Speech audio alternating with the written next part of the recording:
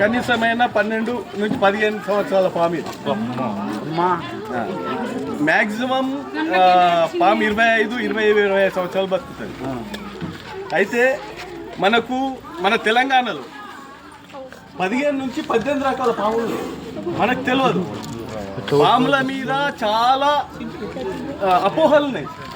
అంటే ఏ పాము ఏంది ఏం కథ తెలియదు. మనకి ఏ పాము కనబడ్డా కొట్టి చంపేస్తాం, ఎందుకంటే భయానికి. ఇప్పుడు మనం అందరం ఇంచుమించు వ్యవసాయం చేస్తుంటాం, బయలుకాడికి వెళ్తుంటాం. కాబట్టి ఈ పాముల గురించి ఖచ్చితంగా తెలుసుకోవాల్సిన అవసరం ఎంతైనా ఉంది. సినిమాలలో చూపిస్తారు, పాము పగబడుతుంది, సగం కొట్టి ఇడిచిపెట్టే పగబడుతుంది అంటారు. అవన్నీ నమ్మొద్దు, తప్పది. పాముకు మనిషిని కానీ పశువుని కానీ గుర్తుపట్టే శక్తి ఉండదు. తొందరగా ఆల్మర్చిపోతుంది, పగబట్టడానికి ఉండదు. అయితే ఈ 18 రకాల పాములలో కేవలం 3 పాములకే విషం ఉంటుంది. 3 పాములకు విషం ఉంటుంది. ఆ 3 పాములలో ఇదొకటి. ఇది మనకు తెలుసు, నాగుంపాము, కోబ్రా అంటారు. ఇది మన బయల కాడ పొలాల కాడ బాగా తిరుగుతుంటుంది. ఇది ఎలుకలను పట్టుకోవడానికి, కప్పలను పట్టుకోవడానికి వస్తుంటుంది. మన ఇండ్లలో కానీ మరుగెక్కువ ఉంటే ఎలుకలిగిన వస్తే తాడ్జేరు అనేది ఇది వస్తుంటుంది. ఇది ఒకటి విషపాం. దీని యొక్క అంటే వెనం అంటారు దీని వెనం పేరు న్యూరోటాక్సిస్ అంటారు. ఈ న్యూరోటాక్సిస్ వెనం అనేది మీరు సైలెన్స్ ఉంటే ఏమని చెప్పేది అర్థమైంది. మేము వీడియో తీస్తున్నాం. విషం న్యూరోటాక్సిస్ అంటారు. దీని విష ప్రభావం ఎట్లుంటుంది అంటే మనకు కలిసిన తర్వాత, రక్తంలో కలిసిన తర్వాత రక్తాన్ని గడ్డగట్టించేస్తుంది. ఆటుకు రక్తం కాదు కాబట్టి మనిషి చనిపోతుంది.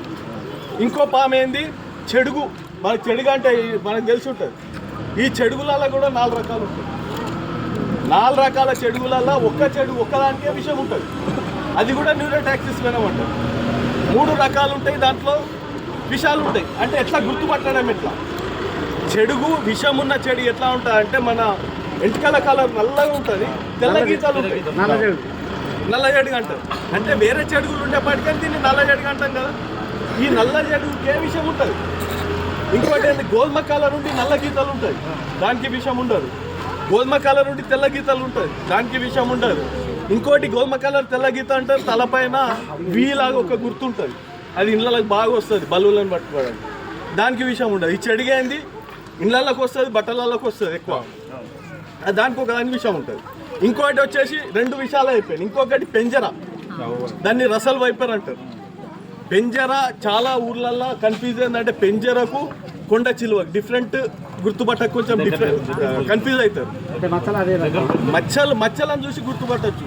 అయితే పెంజర నేను చాలా ఊళ్ళలో అడిగితే పెంజర ఎంత కొట్టినా దావది ఉబ్బుతుంది అంటారు. అది తప్పు. ఉబ్బేది కొండ చిలువ. ఈ పెంజర మచ్చలు ఎట్లా అంటే మన కళ్ళలా ఉంటాయి, సేమ్ ఒక మచ్చకి లింక్స్ ఉంటాయి. మీద ఒక 5 ఫీట్ల పొడవు ఉంటుంది, ఇంతలా ఉంటుంది పెంజర, ఎక్కువ పెరగదు. కొండ చిలువ అనేదేమో దానికి విషం ఉండదు. కొండ చిలువ లావు అవుతుంది, చాలా పొడుగు పెరుగుతుంది, కొట్టినా లావదు, అది ఉబ్బుతుంటుంది.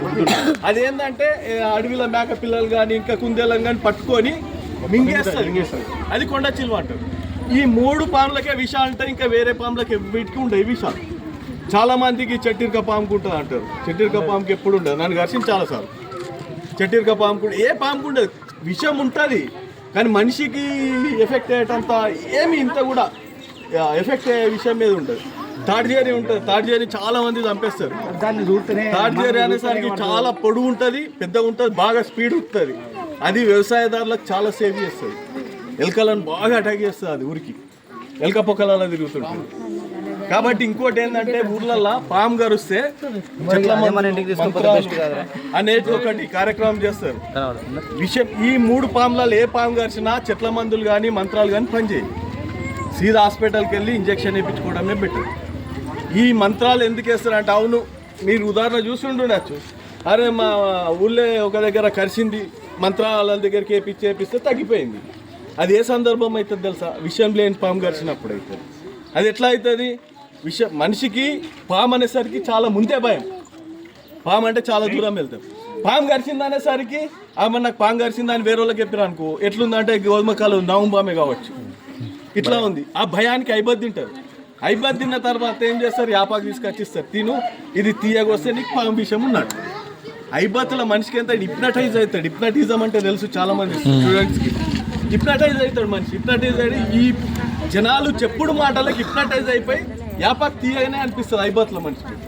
మిరపకాయ ఇచ్చినా తీయనే కనబడుతుంది. మంత్రాల దగ్గరికి పోయి మంత్రాలు వేసిన తర్వాత అలా ఐబాద్ తగ్గిపోతుంది. మంత్రాలు వేసి నాకేం కాదు. అప్పుడు మళ్ళీ సేమ్ చేదు కనబడుతుంది, కారం కనబడుతుంది. కానీ దేనికి విషయాలు ఉండే ఈ మూడుటిని గుర్తుపట్టాలా. పాములు అది ఇంకోటి ఏంటంటే ఈ పాము నుంచి విషం, ఈ వెనం అంటారు, వెనం తీసి మనకు చాలా ఆరోగ్యకరమైన గోళీలు మందులకు పనిచేస్తుంది. చాలా మందికి తెలియదు. ఇప్పుడు ఏది క్యాన్సర్ వస్తే దీని విషయంతో నయం చేస్తారు. దీని విషయంతో చాలా మెడిసిన్స్ అవుతాయి. ఇవి చనిపోయిన తర్వాత కూడా మనం కూడా బతకడానికి లేదు. ఇంకా ఈ పర్యావరణంలో అన్నీ జీవించడానికి అధికారం ఉంది, హక్కు ఉంది. మనం ఎట్లనో అవే అట్లా. ఈ ఒకవేళ పాములే కానీ మనిషిని కరవాలనుకుంటే మనం ఒక్కలం కూడా బతకం. అది మనం చూసి దూరం వెళ్ళిపోవాలని ప్రయత్నం చేస్తాం. కాబట్టి పాములు వస్తే చెప్పండి, దాన్ని చూస్తూ చెప్పాలి. ఎందుకంటే నేను డబ్బులు తీసుకోకుండా ఫ్రీ సర్వీస్ చేస్తాం. మనం ఇంత దూరం వచ్చేసరికి అది లేదు, లెంకిపోతే జర బాధ అనిపిస్తుంది. వచ్చినందుకు ఫలితం ఉంటే నాకు కూడా సాటిస్ఫాక్షన్ ఉంటుంది. జాగ్రత్త ఉండాలి. ఇళ్ళల్లో మరుగు కాకుండా ఉంచుకోవాలి. ఎక్కడన్నా బయల కాడికి వెళ్ళేటప్పుడు ఎవరికి బూట్లు వేసుకోకపోతే మంచిది. బూట్లు చెప్పులు, చేతుల కర్ర ఉండాలి.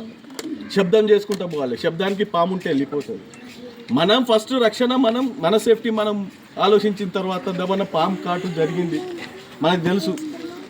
సీదా కామారెడ్డి జీవనాన్ని హాస్పిటల్ అన్నా గవర్నమెంట్ హాస్పిటల్ అన్నా యాంటీవెనమ్ ఎక్కించుకోవాలి. మంత్రాలు తంత్రాలు అని టైం లేట్ చేస్తే మనిషి పైకి ఇవ్వడం ఖాయం. ఇవన్నీ ఏముండవు. చాలామంది చెప్తారు ముళ్ళేసుకోవాలి అది ఇది అని. నేను చెప్పిన కదా 15 రకాల పాములకు విషాలు ఉంటాయి. ఐబత్ ప్రాబ్లం అవుతుంది కాబట్టి ముళ్ళేసుకున్నా తగ్గుతుంది. విషం గడిచిన పాము ముళ్ళేసుకున్నా తగ్గదు. కాబట్టి జాగ్రత్త ఉండాలి. మన సేఫ్టీ మనం ఉండాలి. మనలాగా జీవించే అధికారం వీటికి ఉంది కాబట్టి వీటిని కూడా రక్షించాలి. అందరికీ నమస్తే. పాము చెప్పినందుకు, చంపకుండా ఉంచినందుకు